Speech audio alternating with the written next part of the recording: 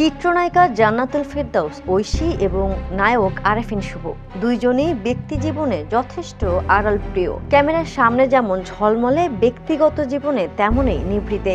সামাজিক মাধ্যমেও তাদের উপস্থিতি খুবই সীমিত।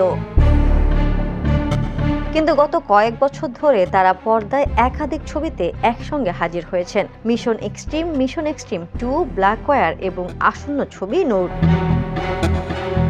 চলচ্চিত্রের বাইরে তারা সচরাচর প্রকাশ্যে না আসলেও কৌতূহল যেন সব সময় জাগিয়ে রেখেছে।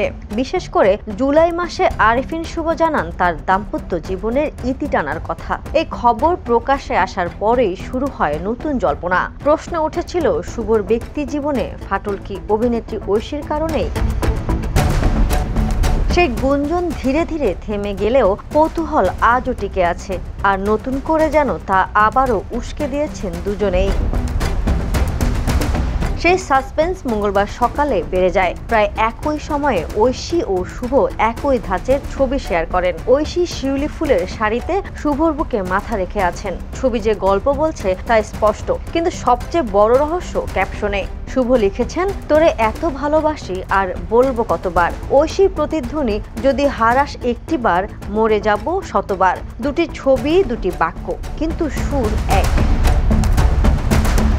নেটিজেনরা জিজ্ঞেস করছেন, এ কি শুধুই সিনেমার প্রচারণার কৌশল, নাকি পর্দার বাইরে কিছু গভীর সম্পর্ক?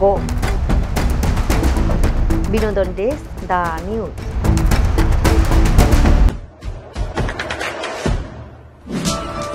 দেশে দেশে সবার সাথে দ্য নিউজ।